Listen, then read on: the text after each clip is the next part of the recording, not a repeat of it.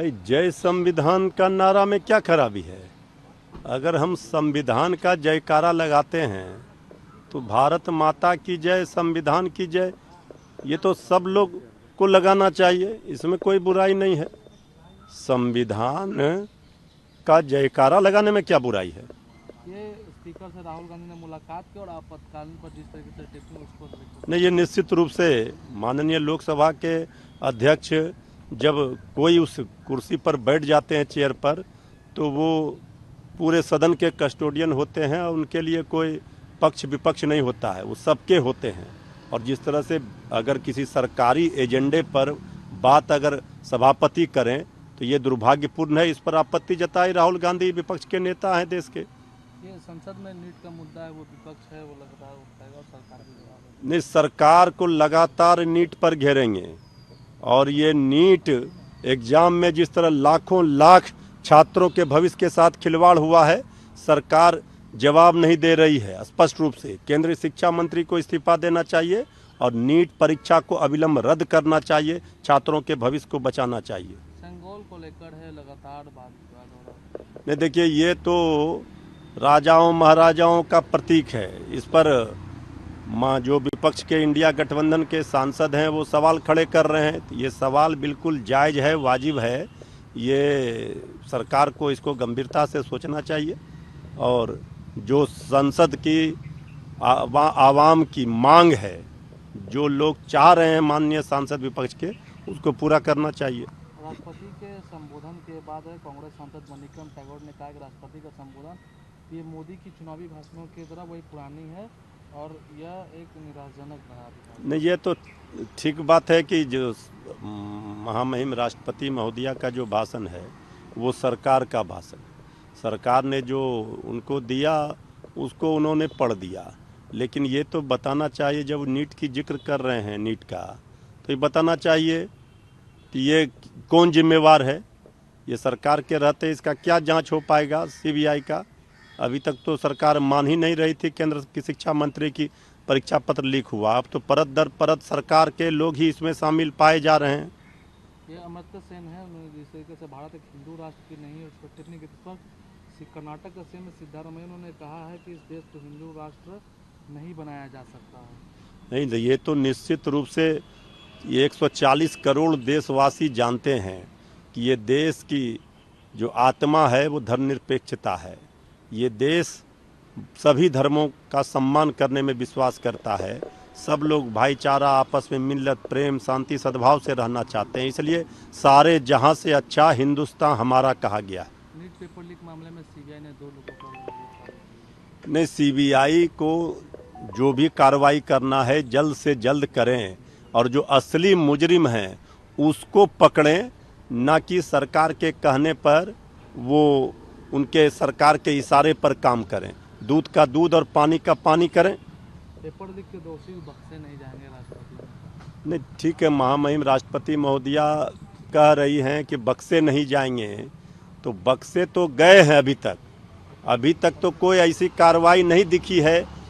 जो कम से कम शिक्षा मंत्री जी केंद्र में जो बैठे हैं उनको इस्तीफा करना चाहिए। इसके बाद ही ना इस पे जो भी लोग दोषी हैं सरकार के संरक्षण में हैं वो पकड़े जाएंगे। सरकार तो बचाएगी, लिपापोती करेगी इस पूरे मामले में। प्रधानमंत्री ने कल कहा है कि नीतीश के नेतृत्व में है बिहार की राह पर। देखिए, अब बीजेपी के ही सीनियर लीडर हैं आदरणीय अश्विनी चौबे जी, उन्होंने कल स्पष्ट कर दिया, बीजेपी का हिडन एजेंडा बता दिया कि आने वाले दिनों में बीजेपी का मुख्यमंत्री का चेहरा होगा।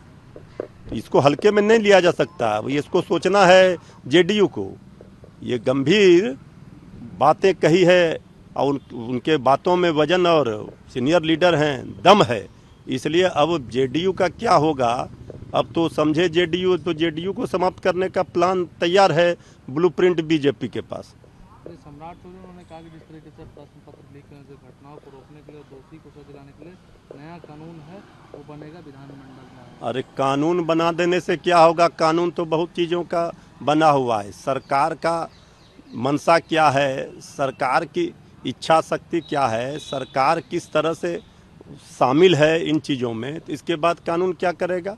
ये तो बहुत सारे कानून बने हुए हैं, लेकिन क्या हो रहा है, सबका धज्जी उड़ रहा है। तो ये सरकार का ही जब संलिप्तता है तो फिर इस पे कौन बचाएगा, कौन इसको पकड़ेगा और गुनाहगारों को ये जेल भेजेगा और कार्रवाई करेगा। वो तो छात्रों का जो भविष्य है वो बर्बाद कर दिया। पूर्व केंद्रीय मंत्री अश्विनी चौबे उन्होंने कहा कि बीजेपी अपने दम पर बिहार विधानसभा चुनाव लड़े और सीएम के चेहरा चुनाव के वक्त है, केंद्रीय नेतृत्व तय करेगा।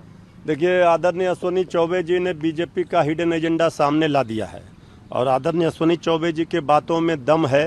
वो सीनियर लीडर हैं और बीजेपी के कई नेता भी इसके पहले बोल चुके हैं।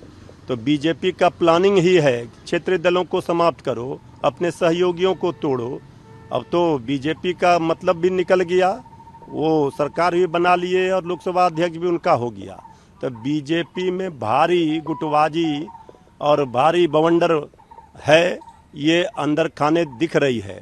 लेकिन अश्विनी चौबे जी ने सीधे तौर पर बीजेपी का हिडन एजेंडा सामने ला दिया है। अब जेडीयू की खैर नहीं है। भाई, जय संविधान का नारा में क्या खराबी है? अगर हम संविधान का जयकारा लगाते हैं तो भारत माता की जय, संविधान की जय, ये तो सब लोग को लगाना चाहिए, इसमें कोई बुराई नहीं है। संविधान का जयकारा लगाने में क्या बुराई है? ये स्पीकर से राहुल गांधी ने मुलाकात की और आपातकालीन पर जिस तरीके से टिप्पणी उसको नहीं, ये निश्चित रूप से माननीय लोकसभा के अध्यक्ष जब कोई उस कुर्सी पर बैठ जाते हैं, चेयर पर, तो वो पूरे सदन के कस्टोडियन होते हैं और उनके लिए कोई पक्ष विपक्ष नहीं होता है, वो सबके होते हैं।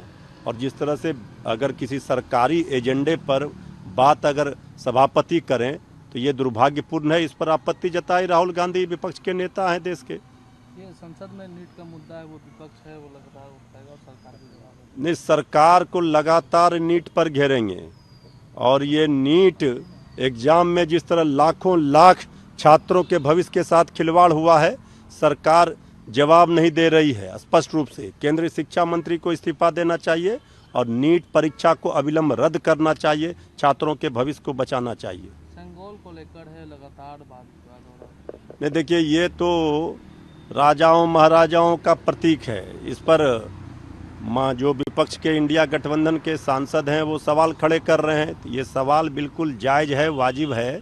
ये सरकार को इसको गंभीरता से सोचना चाहिए और जो संसद की आवाम की मांग है, जो लोग चाह रहे हैं माननीय सांसद विपक्ष के, उसको पूरा करना चाहिए। राष्ट्रपति के संबोधन के बाद कांग्रेस सांसद मणिकरण टैगोर ने कहा कि राष्ट्रपति का संबोधन ये मोदी की चुनावी भाषणों की तरह वही पुरानी है और यह एक निराशाजनक बना। नहीं, ये तो ठीक बात है कि जो महामहिम राष्ट्रपति महोदया का जो भाषण है वो सरकार का भाषण है।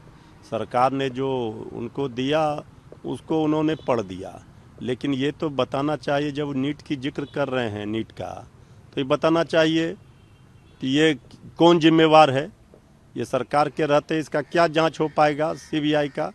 अभी तक तो सरकार मान ही नहीं रही थी। केंद्र की शिक्षा मंत्री की परीक्षा पत्र लीक हुआ, अब तो परत दर परत सरकार के लोग ही इसमें शामिल पाए जा रहे हैं।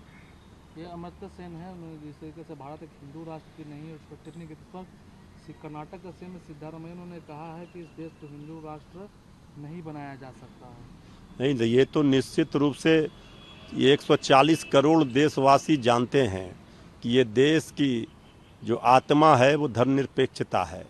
ये देश सभी धर्मों का सम्मान करने में विश्वास करता है।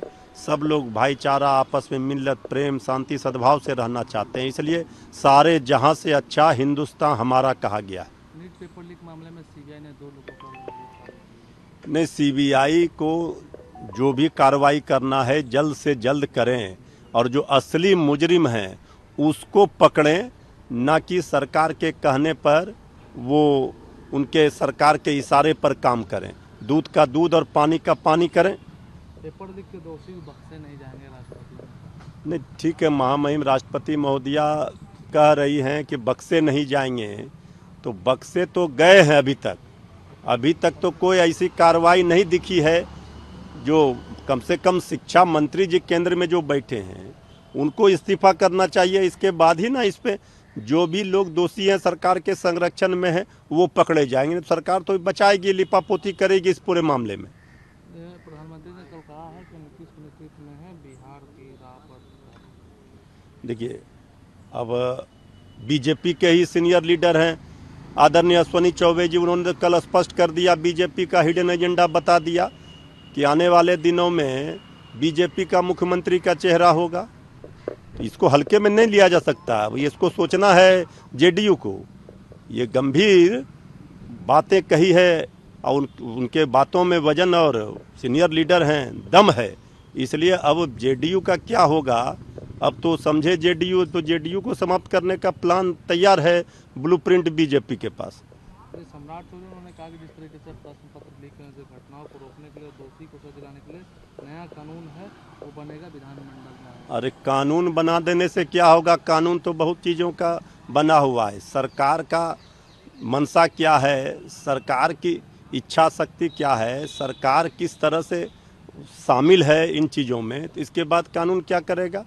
ये तो बहुत सारे कानून बने हुए हैं, लेकिन क्या हो रहा है, सबका धज्जी उड़ रहा है। तो ये सरकार का ही जब संलिप्तता है तो फिर इस पर कौन बचाएगा, कौन इसको पकड़ेगा और गुनाहगारों को ये जेल भेजेगा और कार्रवाई करेगा। वो तो छात्रों का जो भविष्य है वो बर्बाद कर दिया। पूर्व केंद्रीय मंत्री अश्विनी चौबे उन्होंने कहा कि बीजेपी अपने दम पर बिहार विधानसभा चुनाव लड़े और सीएम के चेहरा चुनाव के वक्त है, केंद्रीय नेतृत्व तय करेगा। देखिए, आदरणीय अश्विनी चौबे जी ने बीजेपी का हिडन एजेंडा सामने ला दिया है और आदरणीय अश्विनी चौबे जी के बातों में दम है, वो सीनियर लीडर हैं और बीजेपी के कई नेता भी इसके पहले बोल चुके हैं। तो बीजेपी का प्लानिंग ही है, क्षेत्रीय दलों को समाप्त करो, अपने सहयोगियों को तोड़ो। अब तो बीजेपी का मतलब भी निकल गया, वो सरकार भी बना लिए और लोकसभा अध्यक्ष भी उनका हो गया। तो बीजेपी में भारी गुटबाजी और भारी बवंडर है, ये अंदर खाने दिख रही है। लेकिन अश्विनी चौबे जी ने सीधे तौर पर बीजेपी का हिडन एजेंडा सामने ला दिया है। अब जेडीयू की खैर नहीं है।